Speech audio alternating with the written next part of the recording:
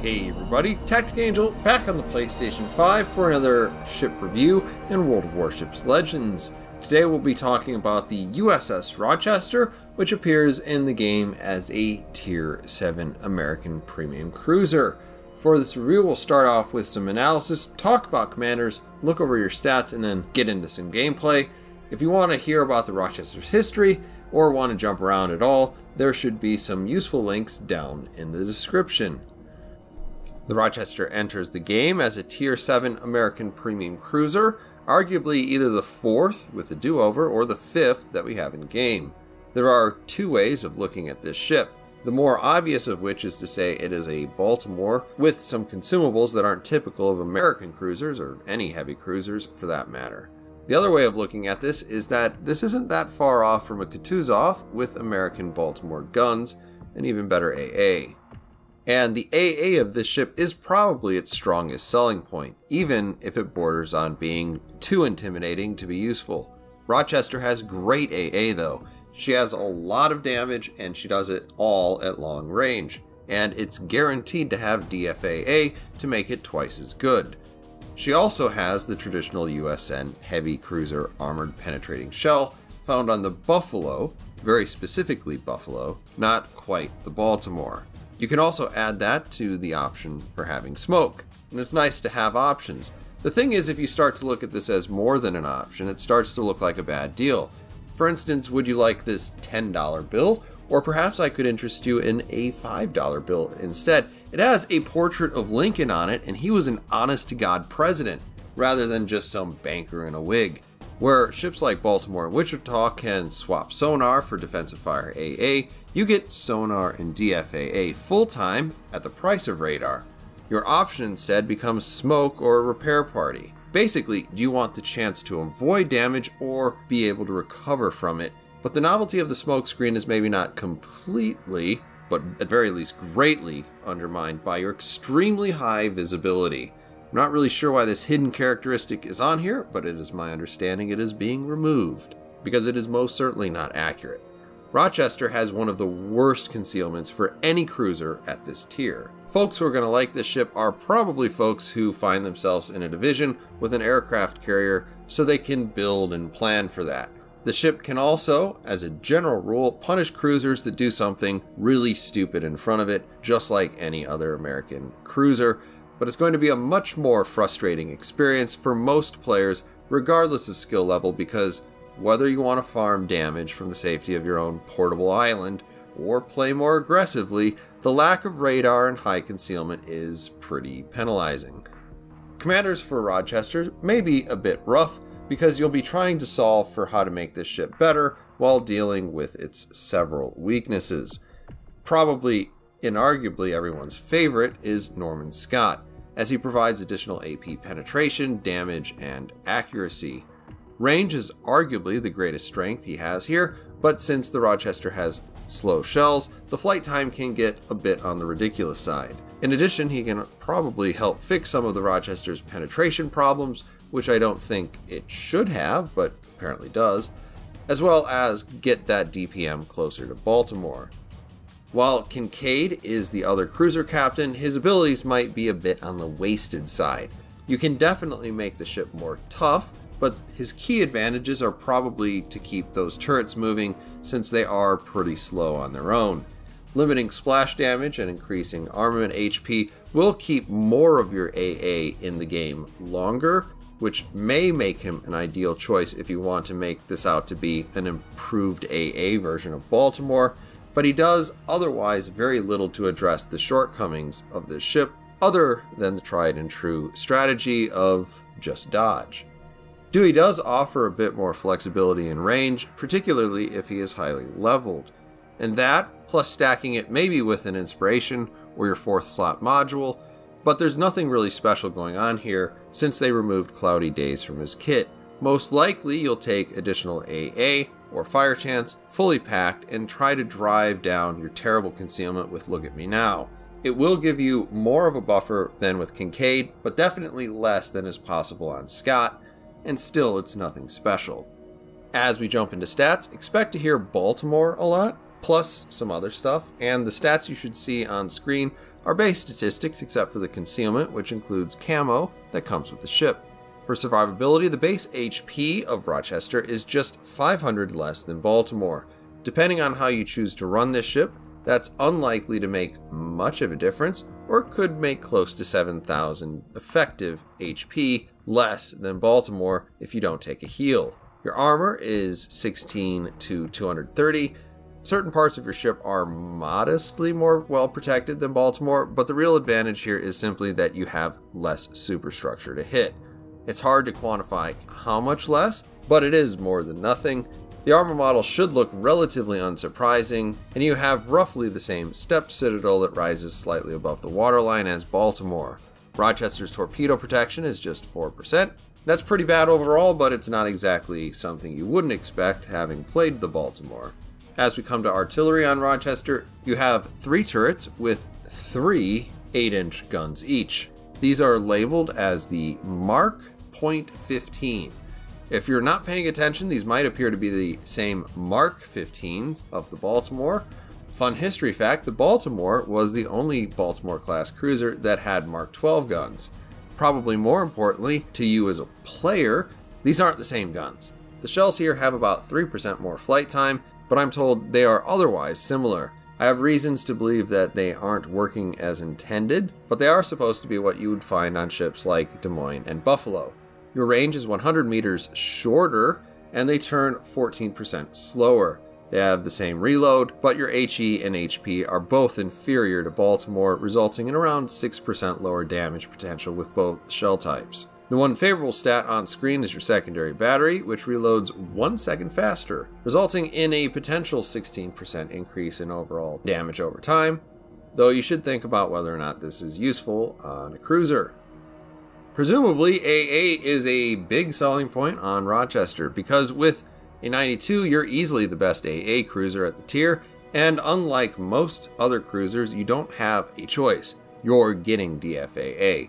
Good news here is if anybody's dumb enough to attack this thing, you have 370 base damage per second at 5 kilometers. This is the most DPM at the moment at tier 7 for a cruiser, and it's all long range. The issue is here that it is kind of noticeable, and sensible carrier players are going to ignore you unless you're maybe like the only person left on the team. Realizing that you're both a very well defended target and a ship that has a button that is almost certain to turn any attack run into a ticker tape parade against a cruiser named for a New York State city.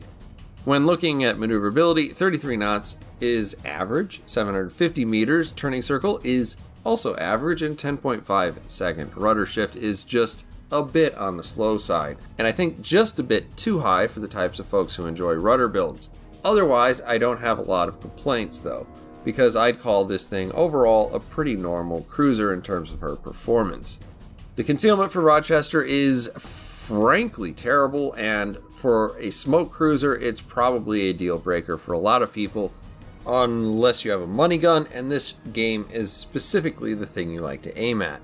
The base concealment here is just 100 meters worse than Riga, 300 worse than Chapayev, and 400 meters worse than Kutuzov. That is a solid 1.5 kilometers worse than Baltimore, which, believe you me, makes a difference. You're close to a kilometer worse than you'd expect from the air. Where it gets even worse is this 9.1 kilometer firing penalty in smoke, and that's a lot closer to Azuma's firing penalty with 12-inch guns than it is Baltimore's, which sits at just 7.2.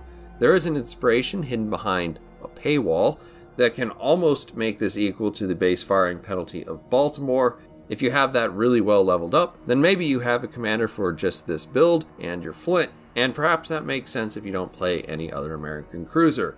To me, this just feels very much like paying money for the opportunity to pay more money, and then maybe only getting back to normal, which is nothing worth having.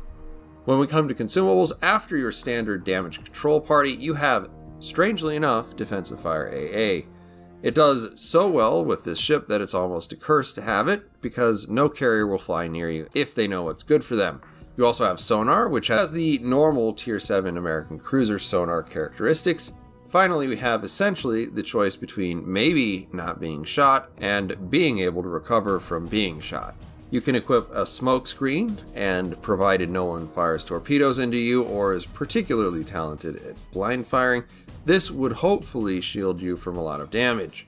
It is American smoke, so it lasts for a long time, and that's nice. You do have to kind of pay attention to the firing penalty though, which is again a horrendous 9.1 kilometers, so it may not always work.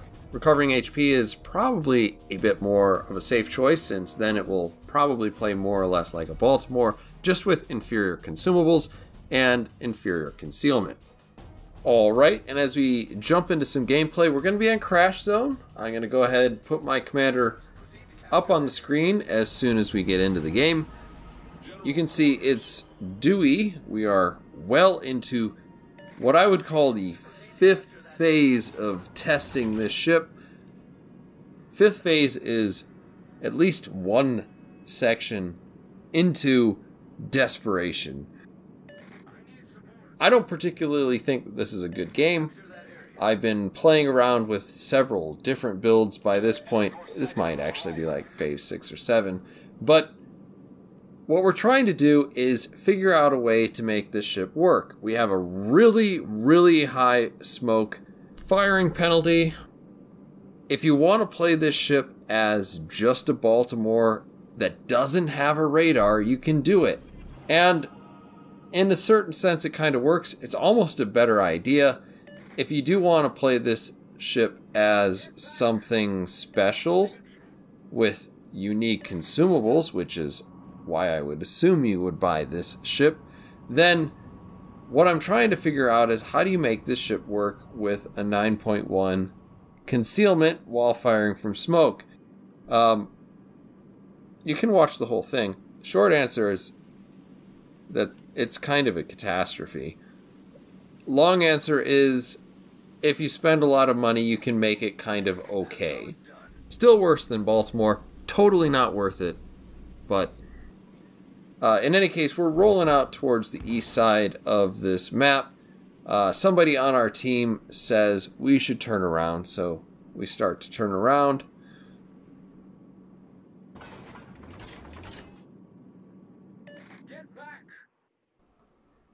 It looks like he's ordering everybody else around too. And in fact, if you didn't notice, he sort of condescendingly told me that I was doing a good job by turning around. So naturally, I have reacted negatively to this. I've decided, you know what, I don't care. If you're going to be patronizing to me, I'm going to go lose the game. So we turn back towards C, and we're going to see what we can't do. We do have at least a couple of ships that are interested in challenging the side of the map. We all started in the middle. It feels good to maybe not give up most of the map in order to, you know, survive or some other useless thing. We're gonna challenge this as best we can and see what happens. We do spot an Indianapolis. You can see when we popped up the build there, we have a pretty decent amount of concealment in terms of our build. Our actual sea detectability is still pretty terrible, and we open fire on Indianapolis.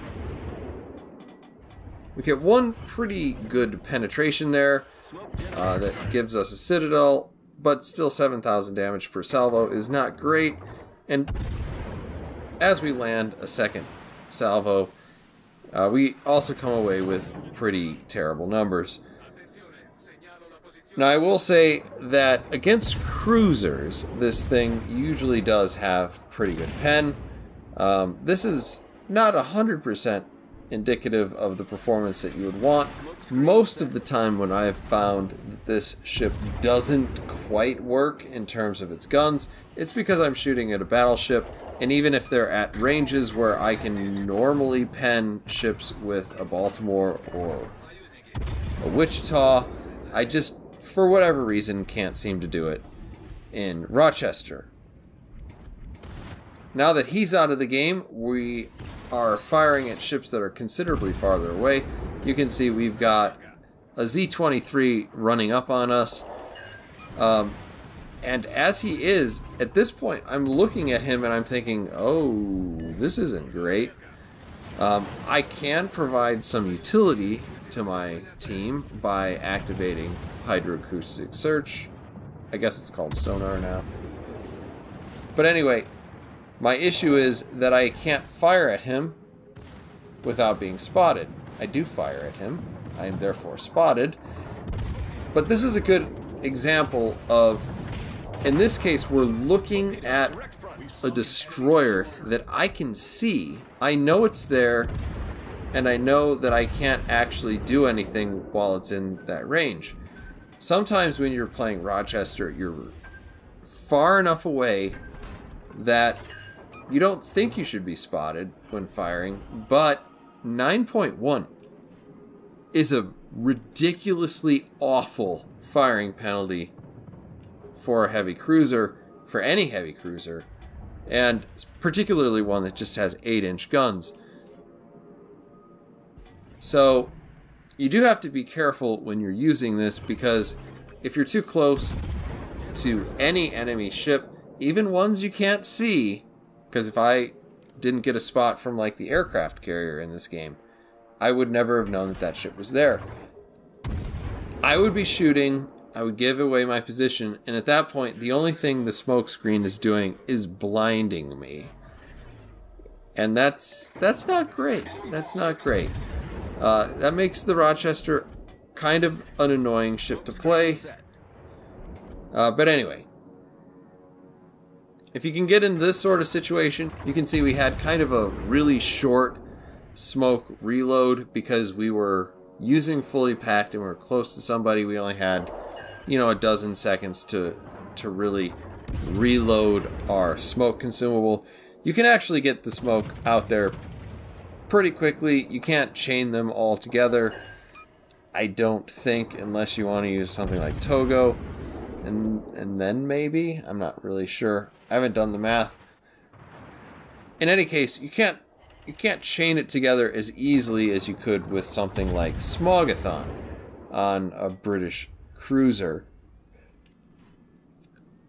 So we're loitering in our smoke screen. Obviously, if you do something like this with a really long smoke screen and also chaining together two smoke screens that are pretty close together, people are likely to shoot torpedoes at you. In this case, we don't have anybody who's going to do that, just because we took out the one destroyer that was on this side in the game, and the other destroyer is already out as well.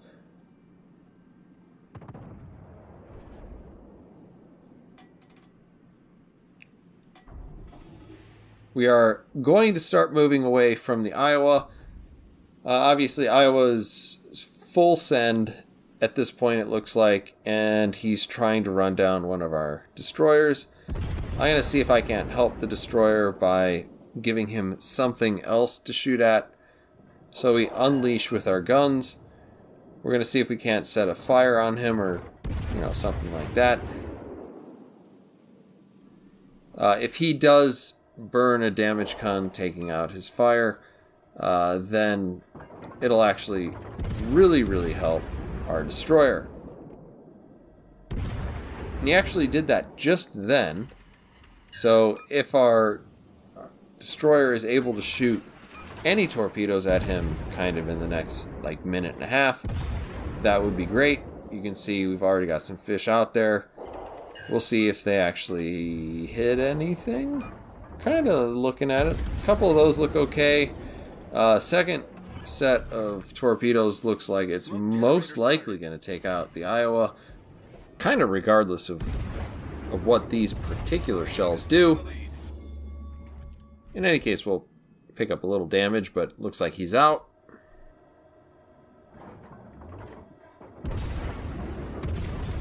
Now you can see we're aiming at 15.4 kilometers away. It looks like our aim point when we adjust for his heading goes all the way out to 17 kilometers.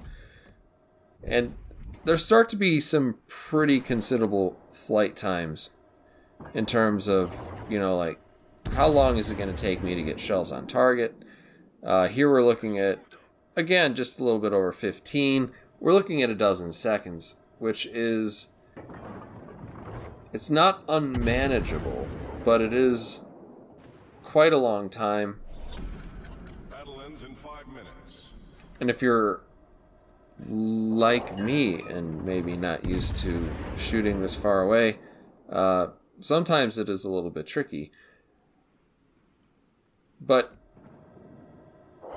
we do get some pretty decent hits there. We're up to 54,000 damage. We continue to chunk this guy just a little bit at a time. Obviously, we are safe within our smoke screen, relatively speaking.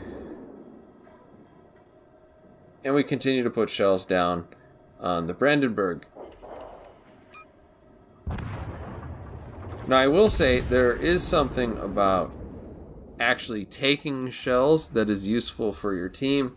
If you're a good player, it can mean that you can save players who are maybe not quite as good a little bit of damage. And while some would say that isn't a worthwhile proposition, it is something that can be useful for your team. Most players who aren't, quote, good at this game are still useful.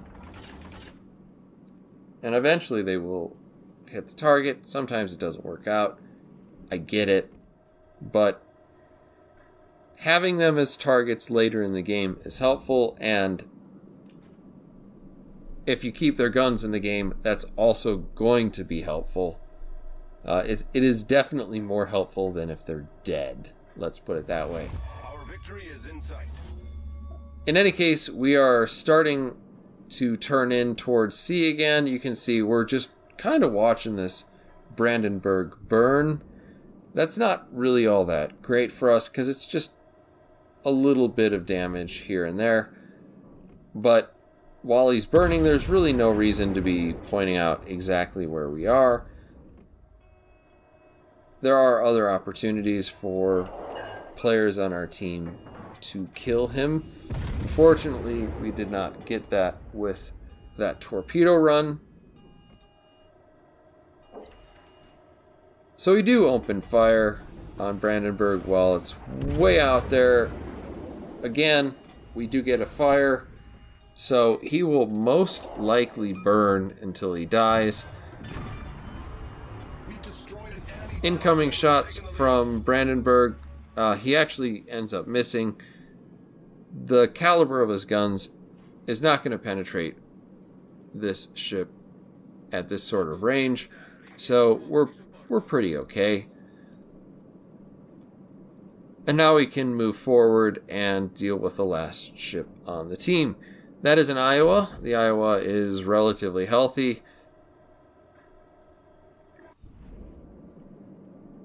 Truth be told, considering the points situation, he is,